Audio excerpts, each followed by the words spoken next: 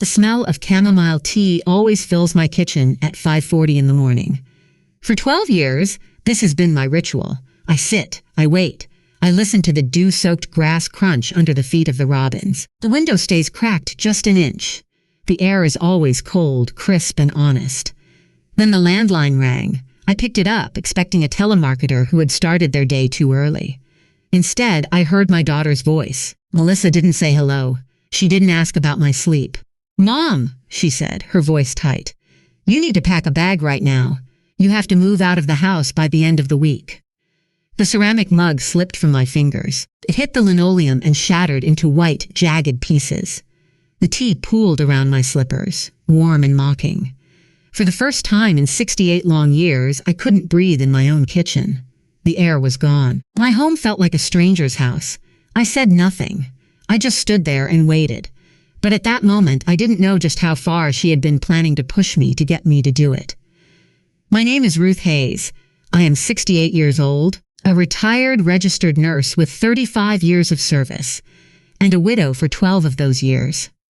I raised Melissa mostly alone for a stretch when she was small. I worked night shifts with a newborn at home. I kissed scraped knees at 6 in the morning, still wearing my hospital badge. I paid every bill that landed on my doorstep without asking anyone for help. I believed one thing with my whole heart, all my life. I believed that if you love your children without condition, without limit, without keeping score, they will love you back in that same selfless way. I never questioned it. I never doubted it. It was the one truth I staked everything on. But standing there in my kitchen, broken ceramic around my feet, and chamomile spreading across the floor, I had to finally admit something I had never once allowed myself to consider. I was wrong. And to understand just how wrong I was, I have to take you back to the man who taught me how to build this home to begin with. To understand what that phone call took from me, you have to understand what it took to build this house. Walter Hayes was a quiet man, the kind of quiet that fills a room without demanding anything from it. He held the door for strangers without thinking twice. Every Christmas Eve, without me ever asking, he would sit at the kitchen counter and peel the shells off boiled shrimp one by one, setting them on my plate before he ever touched his own. That was Walt. Small gestures done faithfully for 25 years. We lived in a little 2-bedroom rental for most of those years. The porch swing out front creaked something terrible. The floorboards underneath it soft and rotting from years of rain. Walt would sit out there on summer evenings, patting the wood beside him until I came and sat down. One night he looked out at the street and said, "Ruthie, one day I want you to have a porch swing that doesn't creak from the floor rotting underneath you. I want you to own the ground it's bolted into." That was the dream, not a mansion, not a vacation home. Just something solid, something of ours. For 25 years, we saved every penny we could spare. We skipped vacations. We drove old cars until they refused to start. We ate at home and packed lunches and told ourselves it was temporary. We bought a lot and paid enough of it down to finally begin building. Then Walt was gone. A heart attack at 61, on a Tuesday morning in October, before the house ever had a roof over it. I was 56 years old, widowed, with a grown daughter and an unfinished dream sitting on a piece of land I still owed money on. I could have walked away. Nobody would have blamed me. But Walt's voice stayed with me, so I went back to work. I picked up double weekend shifts at the hospital for 6 straight years. I cashed in a small portion of Walt's life insurance to cover the largest payments when I had no other choice. And everything I could do myself, I did myself. I caulked the trim around the bedroom windows at 2 in the morning so I could be back on the hospital floor by 7. I painted every room in this house with my own hands. I have blisters in my memory that never fully healed. This home was never co-signed by another soul, never refinanced, never put in anyone else's name. The deed has always carried one name. Mine. The morning I made the final mortgage payment, I sat alone at my kitchen table with the paper in my shaking hands. I kissed the envelope marked paid in full. Then I kissed Walt's wedding picture sitting beside me, and I cried into my apron until I had nothing left to cry. All I wanted, in that moment and every moment after, was for this home to be what Walt had always meant it to be. A safe haven, a constant. A place where no matter how old, how tired, or how broken any of us felt, we could always come back to it. I opened my doors with everything I had. For a little while, God knows, I thought it actually had worked. 5 years ago was the last Christmas I remember, where this house held nothing but pure, uncomplicated joy. Melissa drove in on Christmas Eve with her husband, David, and my 2 granddaughters, Cora and June. I had been cooking since morning. The house smelled of yeast rolls browning in the oven, a glazed ham sitting heavy on the counter, and those cheap cinnamon pine cones that Cora and June insisted on every single year without fail. I tried once to buy the nicer ones. They noticed immediately. We never spoke of it again. The kitchen was too small for all of us. Every chair in the house had been dragged to the table. There was mashed potato on June's sleeve by 6 o'clock, and nobody could tell you how it got there. All 4 of them sang Christmas carols off-key to an old CD I had owned since Melissa was in middle school. June laughed so hard at one point that she snorted, and Melissa laughed even harder at her for it, covering her own mouth, tears running down her face. I stood at the sink washing dishes and let the sound of it wash over me. Later, after the girls fell asleep, tangled together on the living room floor, Melissa and I sat on the porch swing under a thick quilt with a thermos of hot cocoa between us. The night was still and cold and clear. She leaned her head onto my shoulder, exactly the way she had at 8 years old when she had chicken pox and couldn't sleep. "Mom," she said quietly, "out of every house I've ever been in, this one will always be my favorite. I feel safest right here with you." I wrapped my arm around her and rested my cheek on top of her head. I didn't say anything. I just held on. At that moment, the porch swing didn't creak. It simply rocked. Slow and steady, with the weight of everything Walt and I had ever worked for sitting right there between us, warm and whole. I wish I had known to freeze that night in place. Because after that Christmas, I started losing this house to the very person who called it her favorite. I just didn't see the 5 locks being slowly turned against me one by one. Looking back now, the signs were never hidden. They were laid out in plain sight, one after another, each one a little bolder than the last. I simply kept finding reasons to look past them. That is what love does when it hasn't yet learned to protect itself. It started about 3 years after that Christmas. Melissa had lost her job, and for a stretch, I helped her cover rent and groceries without a single word of guilt attached to it. She was my daughter. That was simply what I did. Then one afternoon, she came for lunch and sat across from me at my kitchen table, stirring her sweet tea long after it had already been stirred. She stared down into the glass and said, "Mom, you're here in this big house all by yourself. Don't you think it would just be smarter for me and the girls to move in? Just to help you with the bills?" It sounded like a concern. It sounded like a family looking after a family. I loved my granddaughters more than my next breath, and I told myself that families shift and evolve, and that there was nothing wrong with that. I agreed to a temporary stay with one boundary stated clearly out loud. Nothing would change. This was still my home, my deed, and my rules. I believed that was understood. I had no idea that the word temporary had already been quietly redefined inside her head.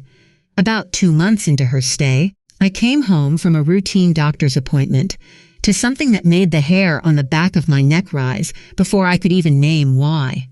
The lock on the back door had been replaced, not rekeyed with me present, not discussed over breakfast that morning. Changed. A brand new deadbolt, shining and foreign on a door that Walt and I had walked through every day for years. I asked Melissa for my key. She huffed, rolling her eyes toward the ceiling. "Well, Mom, there are kids here now. I have to keep them safe." I understood a mother wanting her children safe. I did, but she did not hand me a key that day. For the first time in my life, I had to knock to enter through the back door of my own house. I asked mildly for 2 copies, one for me and one for emergencies. She waved her hand and said she would get them made soon. Soon it never came. Every day that I had to be let in or walk the long way around to my own front door just to sit on my own back porch, I felt something shift inside me, not rage. Something quieter and more frightening than rage. I was beginning to feel like a guest in the home. I had caulked with bleeding palms at 2 in the morning to own. After 3 months without a key, I sat her down at my kitchen table. The same table where I had kissed that final mortgage envelope. I was calm. I told her I needed the key by that evening. No raised voice. No ultimatum beyond the simple, reasonable truth. Melissa let out a long, theatrical sigh, the kind designed to make the other person feel small. I swear you act like I'm stealing this house from you. I am your daughter. I moved in to help you. You can't even be grateful for that? The room went completely still. Down the hallway, I noticed the girls' bedroom door had gone quiet. I knew they could hear us. I did not want a scene in front of them, so I pulled back. I softened. I told myself I would revisit it later when the air was calmer. She never gave me that key that evening. Looking back, this was the most dangerous moment of all 5. Because at that moment, I learned the rule she had been quietly writing. Push back and get buried in guilt. She had found the lever, and she had already decided she would use it whenever she needed to. The escalation came the night desperation showed its face. About a year into her living here, after the girls had gone to bed, Melissa sat down at my kitchen table and broke apart. Through real tears, she told me she had lost close to $400,000, a guaranteed investment opportunity that had turned out to be a scam. By the time she understood what had happened, nearly all of it was simply gone. My heart broke open for her. I cried with her. I held her the way I had held her through every hard thing since she was born. I even pulled from the money I had set aside for my property taxes and home upkeep. Money I could not truly afford to pull from at 68 years old, because I could not stand to watch her suffer. Then, slowly, the conversation turned. Through sniffles and a trembling voice, she said, "Mom, if you would just add me onto the deed or sign the house over to me, I could borrow against it. Just enough to catch up on the biggest things. I won't lose everything." My entire body went cold. This was no longer about helping me with bills. This was about the house itself. I told her as gently and as firmly as I have ever said anything in my life that I could never do that. Not ever. From that night forward, something behind her eyes began to change. The softness was still there sometimes on the surface. But underneath it, I could see something new settling in, something that looked very much like calculation replacing kindness. The final red flag came on a Thursday afternoon. My neighbor Darlene had known Walt and me for decades. Every Thursday without fail, she came by with something small. That week it was a tin of peanut butter cookies. Still warm. Before I could reach the front door, Melissa opened it. I heard her voice carry from the hallway, flat and dismissive. "She's not taking visitors for the next hour. We're busy." I saw Darlene's face over Melissa's shoulder. Her smile dissolved into something that looked like worry. After Darlene left, I confronted Melissa privately. She rolled her eyes and crossed her arms. "I was saving you the energy, Mom. You don't need to be entertaining people all the time." She had tried to cut me off from someone who had known me for 30 years, and she had done it without flinching. By this point, I was frustrated down to my bones. Every rationalization I had ever made sat heavy and useless inside me. But I still did not know that the words I had heard that morning in my kitchen, the ones that shattered my mug and stole the air from my lungs, had already been chosen and rehearsed. I didn't know it yet, but by the weekend, I was going to hear those words again. And this time, there would be no rationalizing them away. 2 days after Darlene walked away from my front porch with her tin of cookies and a look of quiet concern on her face, I ran my errands alone. I always made a point of getting out of the house for at least an hour each day. That afternoon, I was gone for about 2.5 hours. The grocery store, the pharmacy, one stop at the post office. Nothing remarkable. The kind of afternoon that dissolves into the week without leaving a mark. When I pulled into my driveway, something felt wrong before I could name it. Not one light was on inside the house. I always left the porch light burning for myself to come home to. Walt had started that habit, and I had kept it for 12 years without breaking it once. The house sat dark and still behind the glass, like it was holding its breath. I unlocked the front door and stepped inside. The kitchen table stopped me. A manila envelope sat face up in the center of it, my name typed cleanly on the front, certified mail sticker across the top corner. The house was quiet enough that I could hear the wall clock ticking from the hallway. No Melissa. No girls. Nobody. I carried the envelope to Walt's recliner, the one he picked out specifically for me to nap in, and I sat down. My hands were shaking as I opened it. It was a letter from an attorney's office, not a solicitation, not a billing notice.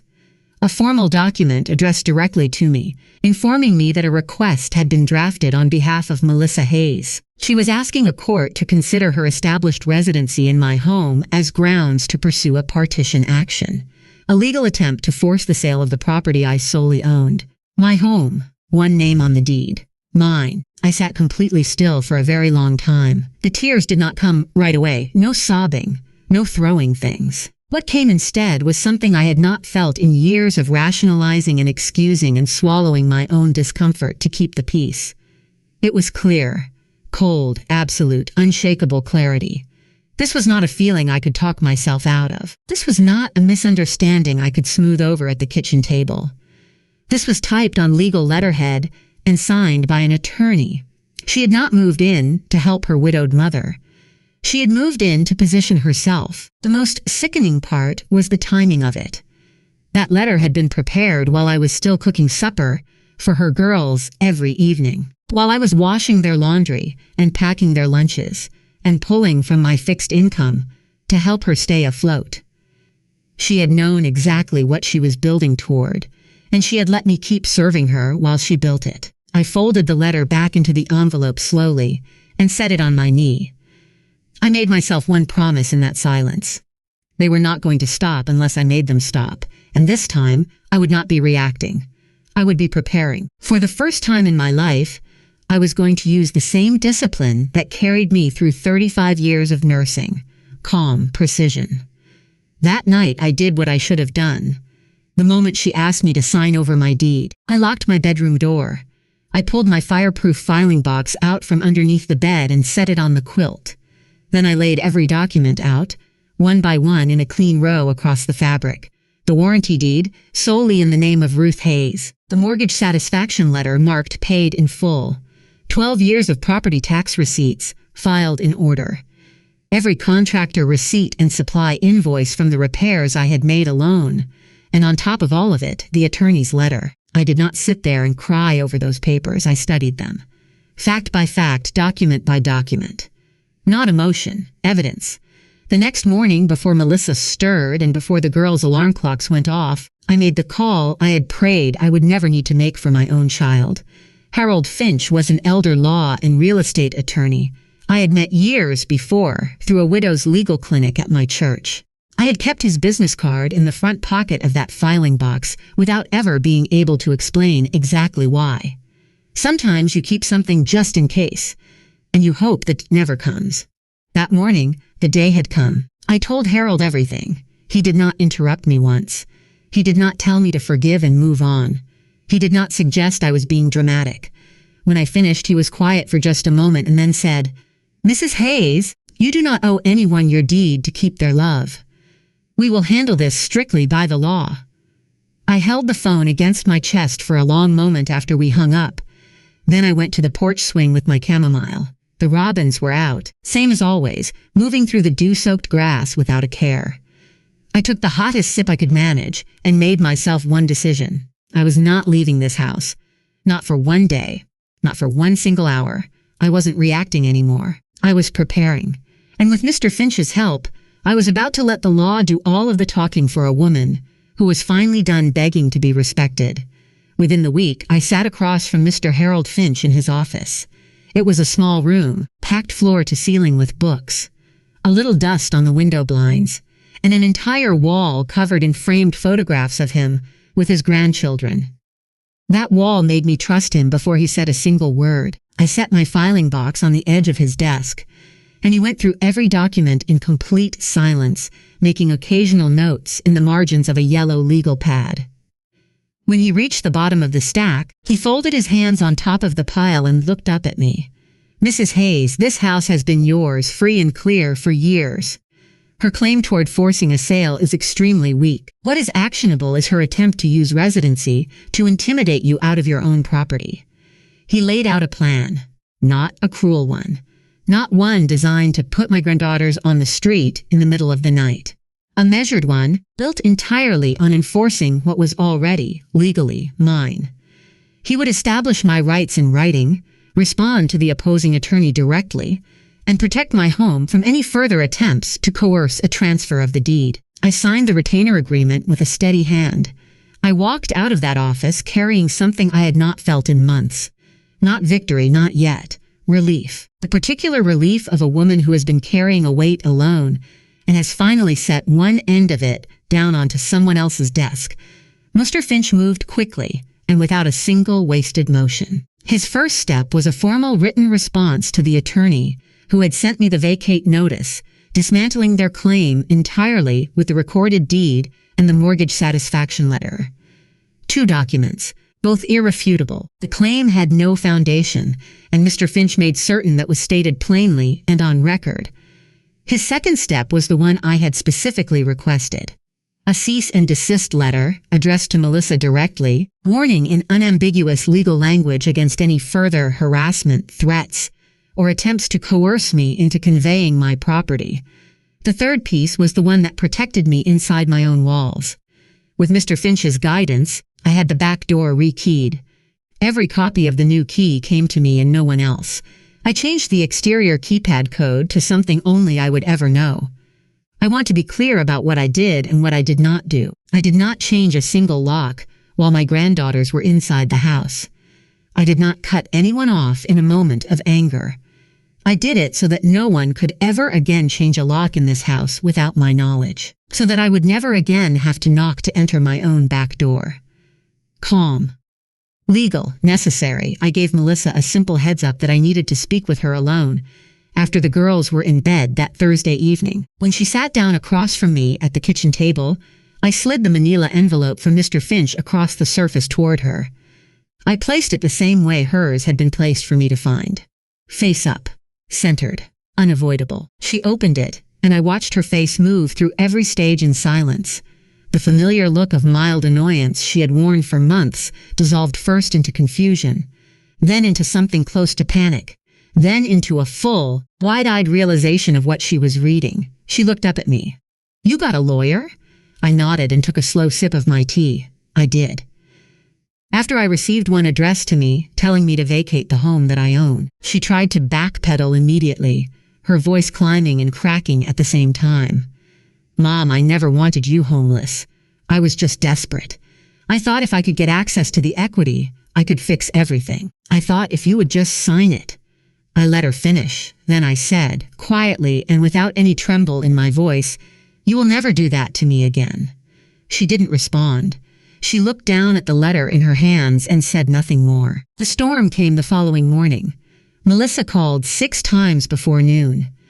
I let every call roll to the answering machine. I was not going to argue into a telephone receiver. The voicemails ranged from angry to sobbing to a kind of frantic bargaining that told me the pressure had shifted entirely off of me and onto the decision she had made. One message in particular sat with me longer than the others. Her voice was small and wet with tears. "Mom, please? I know I messed up, but the girls love this house so much. Can't you just let the lawyer go for their sake? Can't we fix this as a family?" That one landed. I will not pretend it didn't.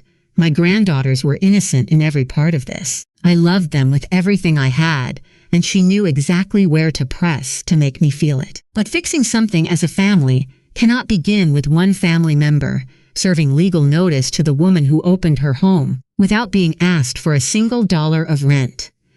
That evening she appeared at the door, red-eyed and trembling, and sat beside me in the living room, begging me to drop the cease and desist. She swore on her girls that the deed would never come up again. I sat beside her, handed her a tissue, and spoke as gently as I ever have. "Melissa, I will never drop protection that I should have put in place years ago. The protection is the boundary. And the boundary stays." The panic in the room was real and raw. But for the first time in this entire long erosion, the panic did not belong to me. 1 week later, after the legal responses had been filed and the dust had begun to settle, Melissa and I sat together on the porch swing. The same swing from that Christmas 5 years ago. The same worn quilt across our laps. The robins were out in the yard, moving through the dew-soaked grass the same way they always had, unbothered and constant. She apologized. A true one. No blame folded inside it. No qualifying word tacked on to the end. No pivot toward making me feel responsible for her fear. She looked at me with swollen eyes and said, "Mom, I was so scared, and I got greedy inside that fear. I hurt you in the worst way I could have hurt you. I am so sorry." I reached over and took her hand. I forgave her at that moment. I want to be clear about that. I forgave her because carrying that weight was never going to be good for either of us, and because I have loved that woman since, before she ever drew a breath. I will never stop. But I looked her directly in her eyes and I told her the truth she needed to hear. "I can forgive you, Melissa. I will always love you. But forgiveness is not an eraser for consequences. This house will never be used as leverage against me again. You and the girls will always be welcome here, with respect. You will never be welcome to try to take it." She squeezed my hand. She laid her head against my shoulder the way she had on that Christmas Eve, and we rocked together without speaking. I had not lost my daughter. But for the first time, I had refused to lose myself in order to keep her. That was the line. Quiet, unmoving, and irrevocable. And it held. 6 months later, that swing still rocked.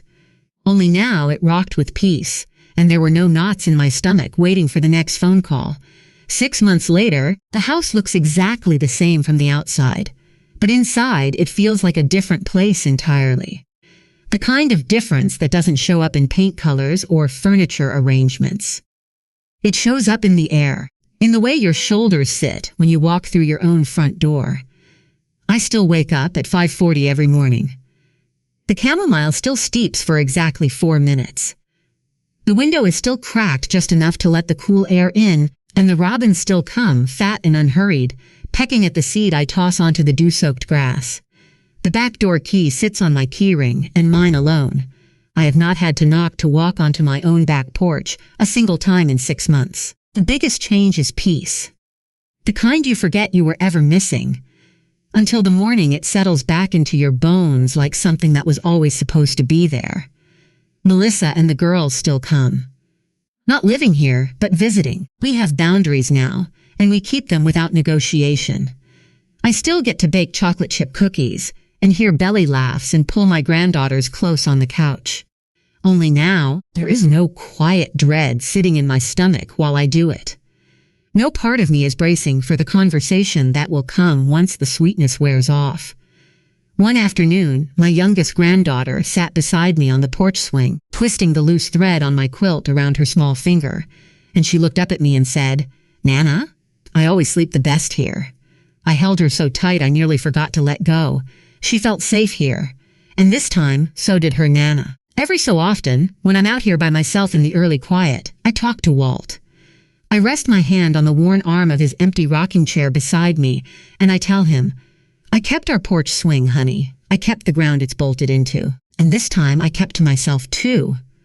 Once I could have sworn the swing rocked a little harder with the wind, for just a moment. I smiled and left it at that. The quiet man who wanted this for me would be proud that I protected it. After a lifetime of nursing others, raising a child, and sacrificing in silence, I know these things now, and I want every woman who hears this to know them too. Love should never require you to sign away the roof over your own head. Kindness is not an invitation. It is a choice, not a contract. Forgiveness can be instant. Trust after it is broken must be rebuilt with actions, not tears. The hardest boundary to set is often the one that saves you the most heartache. And the greatest thing I ever protected in this home was never the deed. It was my peace and my self-respect. I take one last sip of my chamomile. The robins lift all at once from the grass, scattering into the golden morning light like they have somewhere important to be. The porch swing rocks slowly and slowly beneath me.